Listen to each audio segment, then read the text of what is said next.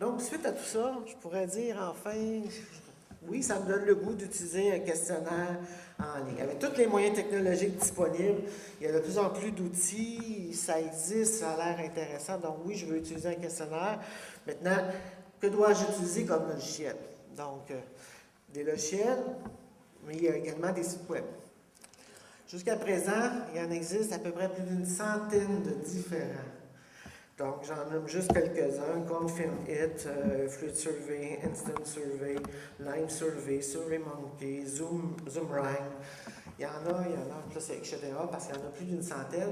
C'est comme des champignons, ça pousse à tous les jours. Il y en a des nouveaux qui sortent, qui se battent tous les jours au niveau de ces logiciels-là.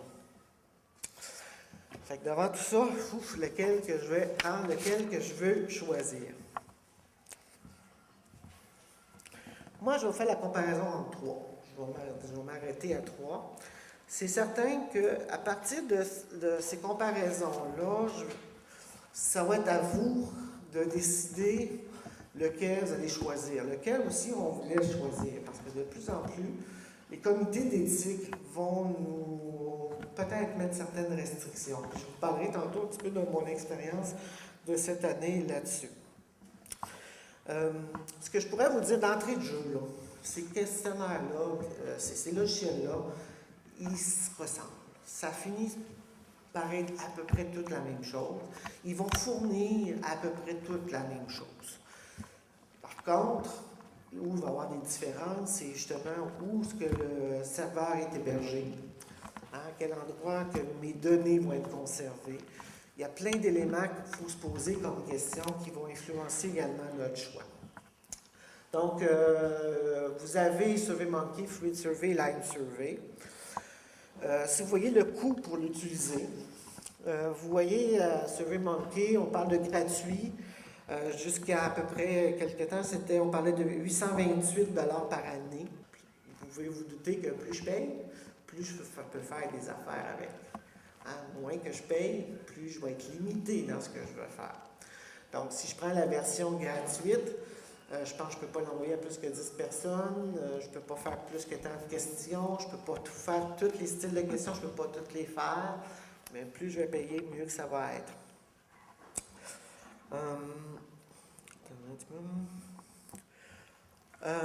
Il y a certains, on parle par exemple sur SurveyMonkey, on parle de 10 000 adresses email, on peut avoir 20 000 emails par jour quand on a un compte payant, donc le summum comme tel. Si je prends Fluid Survey, on prend de gratuit à 1200 $. Et là, 1200, je suis un petit peu, je dirais même, il y a un plan entreprise qui pourrait ne rien vous coûter si votre entreprise décidait de le prendre. Donc, c'est votre entreprise qui va se ramasser avec les coûts. Mais les plans d'entreprise, je n'ai pas les prix parce que c'est compté selon leur utilisation, selon les différents éléments. Ça peut être assez dispendieux. Je n'ai pas vraiment de chiffre à ce niveau-là. On parle, et Lime Survey, on dit qu'il est gratuit. Mais on va revenir tantôt sur Lime Survey, pourquoi il est gratuit puis qu'il n'y a pas de coût comme tel. Lime Survey, je peux vous dire tout de suite, les deux autres et la majorité des logiciels comme tel sont hébergés sur des serveurs. Donc, on paye pour un service. Lime Survey, c'est que vous téléchargez le logiciel et il est installé sur votre serveur. Ce qui fait la différence, c'est que vos données sont hébergées chez vous. Pas sur votre ordi, là. Sur le serveur de votre entreprise. Parce que moi, là, quand j'avais lu tout ça, Lime Survey m'intéressait énormément et comme personnellement, j'ai dit, je vais utiliser Lime Survey. J'ai téléchargé Lime Survey, j'essaye d'arranger l'affaire. Et là, je suis tombé dans un langage informatique, ça, je ne me comprenais plus. Et quand je suis arrivé avec ça à l'université, on m'a dit, ben, tu ne peux pas utiliser ça. Il faut que ce soit nous qui le téléchargeons sur nos serveurs et qu'on te donne un accès. Donc, c'était très différent à ce moment-là. Donc, vous pouvez voir le coût pour l'établissement. C'est certain, SurveyMonkey, ça ne coûte rien. Hein? Donc, pour un établissement que vous décidez, vous, d'utiliser SurveyMonkey, ils vont être bien contents, ils n'ont pas de scène dépensée. Fluid Survey, ils peuvent ne pas l'être si vous allez vers un plan d'entreprise. Ça va leur coûter quelque chose en termes de coût annuel pour avoir accès au logiciel en ligne. Alors que Lime Survey, c'est davantage des ressources humaines et ce que ça coûte pour héberger des données. Donc, quand on parlait tantôt de soutien, et je vais revenir le soutien, souvent SurveyMonkey, Fluid Survey, le soutien ne viendra pas de votre établissement, il va venir de l'extérieur. Donc, souvent, il va venir des gens qui hébergent ces données-là. Alors que Lime Survey, on s'attend, lorsqu'il est installé chez nous, que le soutien vienne de notre établissement, de notre institution. Donc, on peut voir, par exemple, là, pour ce qui est du reste, le type de questions, ça se ressemble. On parle de 15, 25, 20, ça dépend toujours du plan qu'on a. Mais ils font, je vous dirais, toute la même chose. Je peux faire tous les mêmes styles de questions. Je peux tout faire, ces éléments-là. Les fonctionnalités, bon, ça, c'est qu'est-ce que je peux faire avec. C'est toujours selon le plan, sauf Live Survey, que tu as un accès à tout comme tel. L'hébergement des données.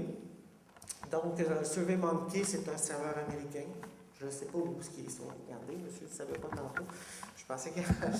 Mais moi non plus, je ne sais pas où est-ce qu'il est mis aux États-Unis.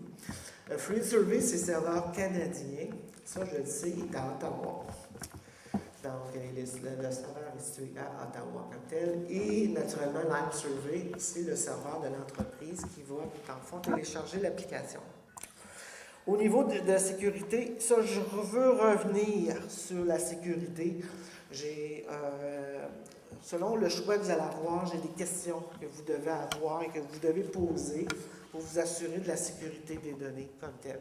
Mais la plupart vont offrir un pare-feu, un encryptage également des données, donc pour éviter toutes sortes d'éléments. Donc, SurveyMonkey, vous pouvez avoir accès à toute l'information sur qu'est-ce qui est fait au niveau des sécurités des données.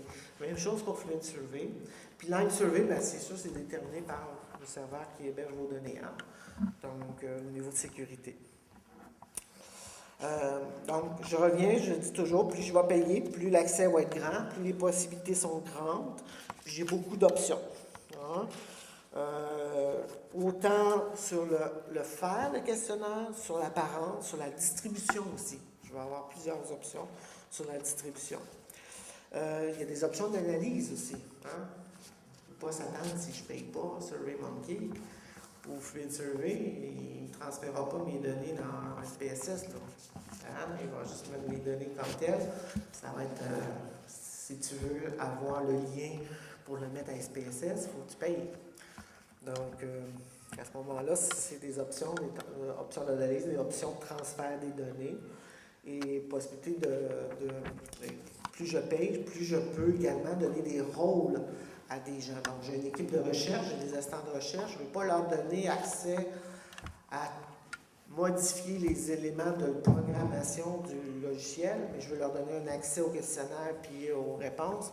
Je peux donner des accès lorsque je paye le Platinum.